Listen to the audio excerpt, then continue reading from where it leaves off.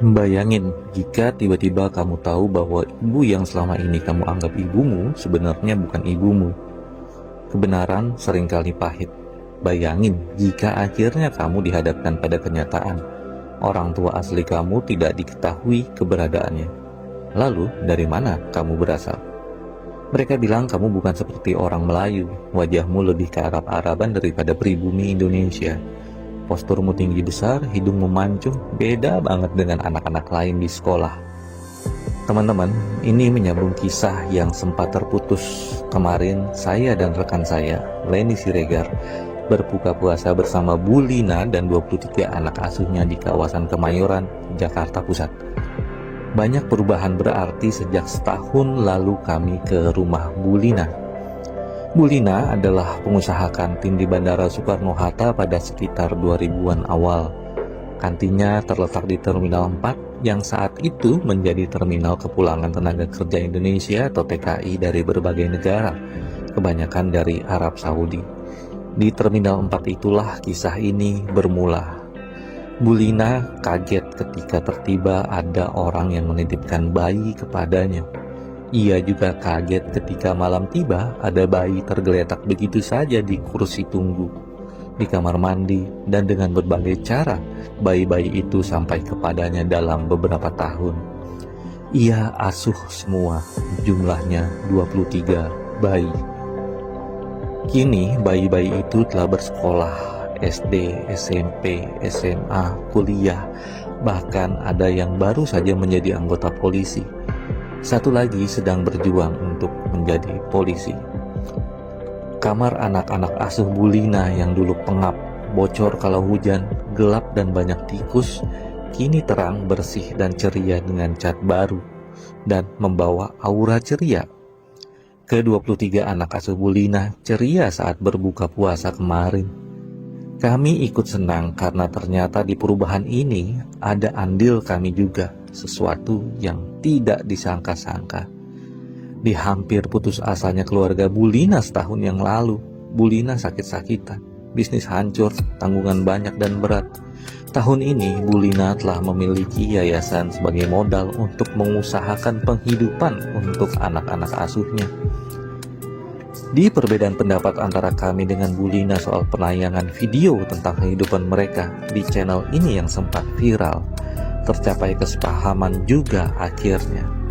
Setelah kami yang menayangkan video tentang Bu Lina, beberapa konten kreator kami ketahui juga ke sana meliput atau ada yang sekadar mengunggah ulang di channel YouTube-nya. Untuk Bu Lina dan 23 anaknya, dilemanya adalah ketika kehidupan pribadi mereka diekspos ke media sosial. Ada kekhawatiran ini dan itu, terutama soal kenyataan bahwa mereka bukan anak kandung dari Bu Lina atau dari dua anak kandung Bu Lina. Padahal mereka dicatatkan di kartu keluarga itu. Apa kata orang, kata teman-teman di sekolah setelah mengetahui 23 anak-anak ini tidak diketahui siapa orang tua aslinya? Bisa jadi membawa konflik eksistensial bagi 23 anak ini. Namun, seperti semua masalah, waktu akan menjawab juga. Setelah viral dan membawa dilema, fakta tentang 23 anak asuh Bu Lina malah membawa solusi secara perlahan. Bu Lina berkisah kepada kami bahwa akhirnya ada koleganya seorang pejabat negara yang membantu memudahkan urusan. Bu Lina dibuatkan yayasan, diperkenalkan dengan korporasi pemberi bantuan melalui program Corporate Social Responsibility dan lain-lain. Kamar itu kini terang, ceria, dan ada semangat untuk maju di sana. Seperti antusiasnya Bu Lina mengisahkan tentang salah satu anak asuhnya yang baru saja menjadi anggota kepolisian, anak asuhnya yang lain yang sudah lulus kuliah, dan anak asuhnya yang lain yang sedang berjuang untuk bisa diterima di kepolisian. Anak-anak ini adalah nyawa yang dibalut darah dan daging, bukan benda mati yang bisa diabaikan. Itulah mengapa Bu Lina tergerak untuk menyelamatkan mereka 20 tahunan yang lalu. Jangankan anak manusia, menemukan anak kucing terlantar saja kita bantu. Teman-teman, Allah seperti ingin memberitahu kepada kami bahwa selalu ada cahaya di ujung lorong gelap. Justru di saat kita didera kesulitan, ada harapan yang tiba-tiba saja datang seperti keajaiban. Teman-teman, saksikan liputan penyerahan donasi berupa susu kurma kepada Bu Lina dan 23 anak asuhnya kemarin. Terima kasih kepada para donatur, semoga menjadi pahala berlimpah untuknya. Jika teman-teman juga ingin ikut membantu Bu Lina dan 23 anak asuhnya, sekarang Bu Lina telah memiliki yayasan dengan nama Yayasan Cahaya Sri Kandi Kemayoran. Teman-teman bisa langsung mentransfer ke yayasan tersebut atau bisa menghubungi Bu Lina langsung. Nomornya tertera di layar dan di deskripsi video.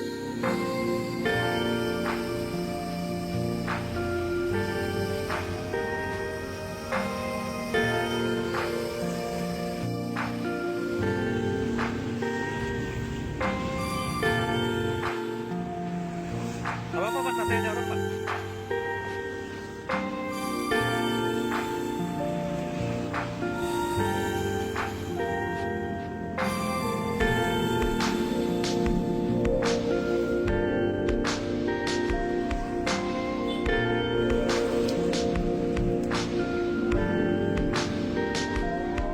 Makasih Pak.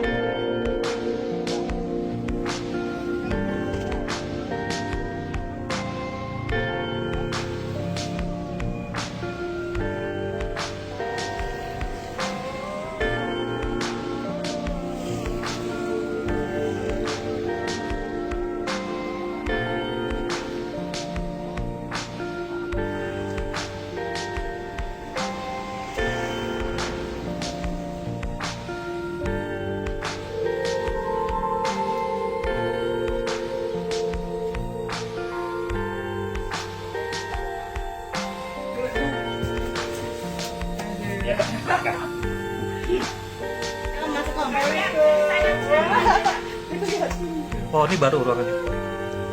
Ini kalau makan di sini, mama pengen ngumpul. Pakai juga Pak. Ya, maaf ya.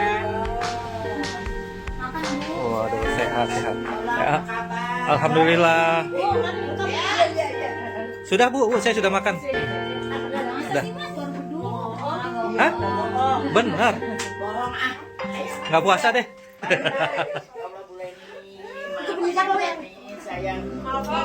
Halo. Ya Bu.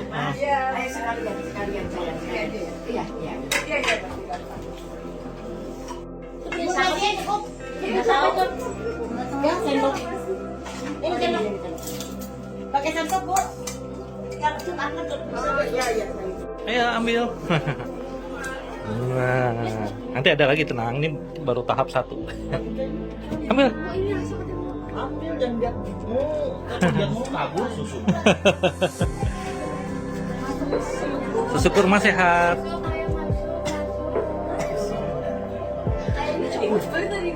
Susu kurma warnanya coklat. Sama-sama.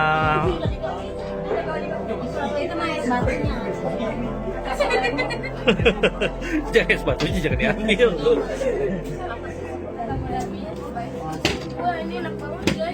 Iya guys, halo. Sehat-sehat ya. Nanti tapi ini setelah kalian ambil, masukin ke kulkas karena boxnya mau dibawa pulang. Makasih. Wah, ini yang OSIS anak pinter ini.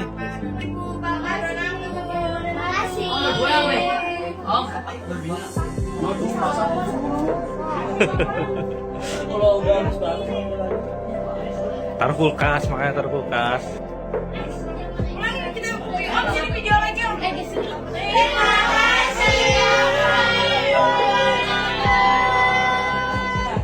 Sama-sama. Tuh. Gimana rasanya? Manis nggak? Tapi ini manisnya manis kurma, bukan gula. Nggak pakai gula, jadi sehat insya Allah. Sama-sama. Ada sari-sarinya. Oh, Mami. Dari Bekasi. Susu putih om. Udah pernah minum?